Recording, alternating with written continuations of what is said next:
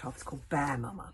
Meanwhile, the deadly shadow slunk through the door of the dungeon that Kamikaze had left open. You couldn't see it, of course, but the sniff, sniff, sniffing noise went snuffling across the floor like the sludgy trail of an invisible snail, and a light wind blew through the centre of the dungeon.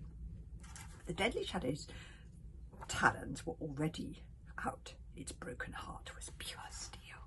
The red rage had so clouded its invisible eyes that they had almost become visible with hatred. The snuffling stopped at Hiccup's bed. The bed was empty. The shadow gave a surprised snort, and its talons raked through the remains of straw and bedding. Nothing there either. The boy must be somewhere else. The deadly shadow was so steaming mad that for one moment he turned visible, and you could see the actual smoke that was drifting out of all 6 of its ears. His ears. The shadow silently exploded what remained of the bed, and it stalked out the door again on furious, silent tiptoes. Woe betide Hiccup if the creature ever found him. 2 minutes later, Hiccup and the bog burglar escape artists arrived back at the door of the dungeon.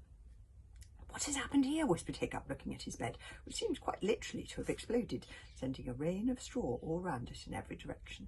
"Wow," said Kamikaze, "you're a restless sleeper." Hiccup started trying to tidy it up. "You better get a move on, guys, if you want to escape with Ergengar before morning." So Kamikaze and the bog burglars were about to do their normal routine of bundling up Ergengar in her blanket while she was still asleep, but Hiccup wouldn't let them. "You might worry her," said Hiccup, so Hiccup woke her up gently. "Shh," said Hiccup. "These are some friends of mine, Ergengar, and they're going to help you to escape back to your tribe and your mother." "Oh, poor little Ergengar."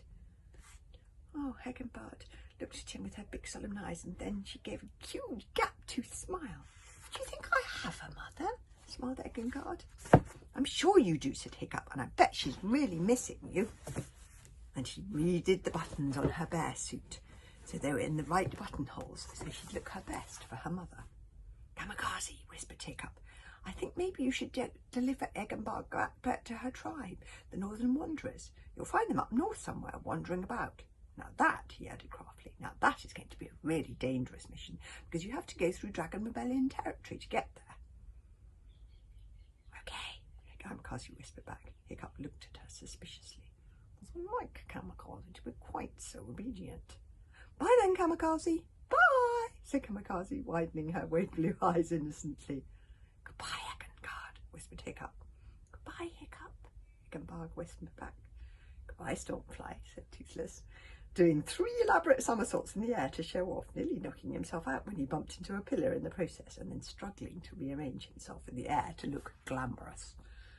"Goodbye, Toothless the outcast," cooed the Moo Dragon, batting her eyelashes coquettishly at the slightly dazed Toothless as she followed Kamikaze and the bog burglar escape artist and Ergengar tiptoeing out the room. And that was how Ergengar made her escape from the Amber Slave Lands, and from this story back to the safe, warm arms of her mother, Bear Mama, who had indeed been missing her, back to the magical stories of her scary wanderer grandmother, and back to the admiration of her little brother Bear Cub, whom she'd never met. Oh, a happy ending for Ergengar, thank goodness. Look, there she is, having a big hug back in the arms of Bear Mama. "Okay, at least Kamikaze is going to be all right and out of danger for a while," thought Hiccup dozily. That's not like Kamikaze to put herself out of danger. "I'll take the bog burglar escape artist. It'll take the bog burglar escape artist quite a long time to locate the Northern Wanderer tribe. I wonder who did this," whispered the Woden's-Fang, looking at the rags and straw strewn all over the place, his ears doing that going purple and indicating danger thing. "Woden's-Fang, you're paranoid," said Hiccup, yawning. "It's only paranoia," whispered the Woden's-Fang. "Things aren't out to get you."